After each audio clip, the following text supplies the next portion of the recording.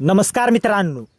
तर तुम्ही सरकारी योजना किंवा शासकीय सेवेचा लाभ घेण्यासाठी अर्ज करताना अनेक वेळा सरकारी कार्यालयांच्या फेऱ्या मारल्या आहेत का? अर्ज भरताना अनेक कागदपत्रे जोडावी लागतात का? आणि एखाद्या अर्जाला मंजुरी मिळण्यासाठी बराच वेळ लागतो का? तर आता नागरिकांचा हा त्रास कमी करण्यासाठी महाराष्ट्र शासनाने एक महत्त्वाचा शासन निर्णय जारी केला आहे. 3 ऑगस्ट 2026 रोजी महाराष्ट्र शासनाच्या नियोजन विभागाने गव्हर्नमेंट प्रोसेस री इंजिनिअरिंग म्हणजेच GPR संदर्भात हा शासन निर्णय जारी केला आहे. चला तर मग या GR मध्ये नेमके काय बदल करण्यात येणार आहेत ते सोप्या भाषेत जाणून घेऊया. तर सर्वात महत्त्वाचा उद्देश काय? तर शासनाच्या लोकाभिमुख सेवा आणि कल्याणकारी योजनांचा लाभ नागरिकांना अधिक सुलभ, पारदर्शक आणि जलद मिळावा यासाठी सध्याच्या सरकारी प्रक्रियांची पुनर्रचना म्हणजेच GPR करण्यात येणार आहे. यामध्ये नागरिकांना होणारा त्रास कमी करणे, अर्जातील अनावश्यक माहिती कमी करणे, कागदपत्रांची संख्या कमी करणे आणि मंजुरीचे स्तर कमी करणे यावर विशेष भर देण्यात येणार आहे. तर नंबर 1, सरकारी कार्यालयांच्या फेऱ्या कमी होणार. तर GPR अंतर्गत ऑनलाईन प्रणाली, तपासणी आणि पडताळणीचा वापर वाढवण्यात येणार आहे. यामुळे शक्य तितक्या सेवा नागरिकांना ऑनलाईन पद्धतीने मिळतील आणि सरकारी कार्यालयात प्रत्यक्ष जाण्याची गरज कमी करण्याचा प्रयत्न केला जाणार आहे. नंबर 2, अर्जातील माहिती कमी होणार. तर सरकारी अर्ज भरताना अनेक माहिती पुन्हा पुन्हा भरावी लागू नये यासाठी उपलब्ध शासकीय डेटाबेसमधून माहिती ॲटोफिल किंवा ॲटोफॅच करण्यावर भर दिला जाणार आहे. म्हणजेच शासनाकडे आधीपासून उपलब्ध असलेली माहिती नागरिकांकडून पुन्हा मागण्याची गरज कमी होऊ शकते. नंबर 3, कागदपत्रांची संख्या कमी होणार. तर हा देखील या GR मधील एक महत्त्वाचा मुद्दा आहे. अनिवार्य कागदपत्रांची संख्या कमीत कमी ठेवण्याचा प्रयत्न केला जाणार आहे. शासकीय डेटाबेस, API इंटिग्रेशन आणि डिजी लॉकर यांच्यामधून उपलब्ध होणारी कागदपत्रे असल्यास नागरिकांकडून त्याच्या प्रत्यक्ष प्रती मागू नयेत. तसेच शक्य त्या ठिकाणी सेल्फ डिक्लेरेशन म्हणजेच स्वघोषणापत्राला प्राधान्य देण्यात येणार आहे. नंबर 4, मंजुरीचे स्तर कमी होणार. तर एखाद्या सरकारी अर्जाला मंजुरी मिळण्यासाठी अनेक अधिकाऱ्यांच्या स्तरातून फाईल जाण्याची प्रक्रिया असते. ही मंजुरीची साखळी कमी करून जास्तीत जास्त 3 स्तरांपर्यंत मर्यादित ठेवण्याचे या GR मध्ये नमूद करण्यात आले आहे.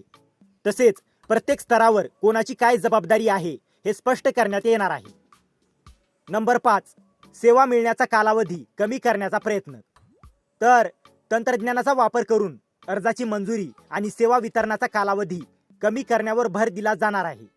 तसेच महाराष्ट्र लोकसेवा हक्क अधिनियम म्हणजेच RTS नुसार सुधारित कालमर्यादा निश्चित करण्याचा उद्देश आहे. नंतर राज्यस्तरीय GPR मान्यता समिती. तर या GPR प्रस्तावांची तपासणी आणि अंतिम मान्यता देण्यासाठी मुख्य सचिवांच्या अध्यक्षतेखाली राज्यस्तरीय GPR मान्यता समिती स्थापन करण्यात आली आहे.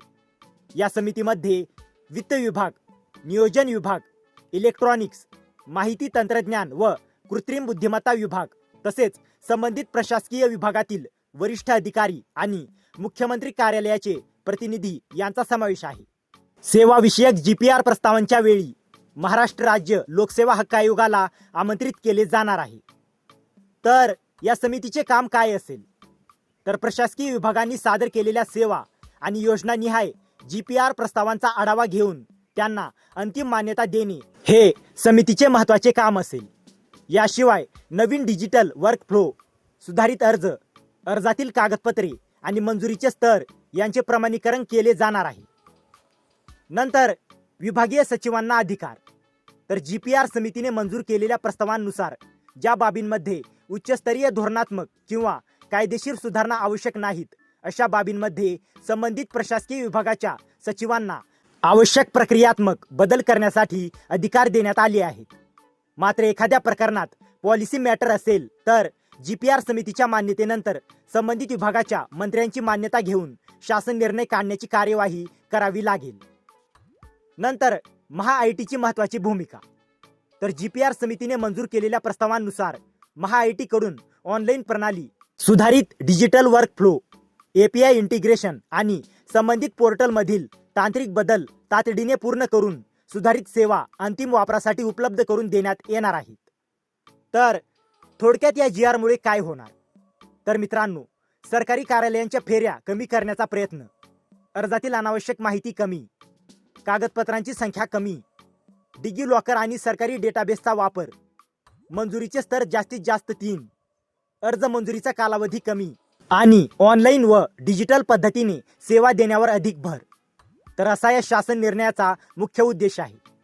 म्हणजेच भविष्यात नागरिकांना सरकारी योजना आणि सेवा घेताना कमी त्रास, कमी कागदपत्रे, कमी कार्यालयीन फेऱ्या आणि अधिक जलद सेवा मिळण्याच्या दिशेने हा महत्त्वाचा निर्णय आहे. तर मित्रांनो, जर तुम्हाला या GR ची PDF हवी असेल तर डिस्क्रिप्शनमध्ये आपल्या टेलिग्राम चॅनेलची लिंक दिलेली आहे. तिथे जाऊन तुम्ही या GR ची PDF घेऊ शकता. आणि हा व्हिडिओ उपयुक्त वाटला असेल तर व्हिडिओला लाईक करा, शेअर करा आणि अशाच महत्त्वाच्या GR अपडेटसाठी आपल्या चॅनलला सबस्क्राईब करा. तर मित्रांनो, भेटूया अशाच एका महत्त्वाच्या पुढच्या व्हिडिओमध्ये. जय हिंद, जय महाराष्ट्र.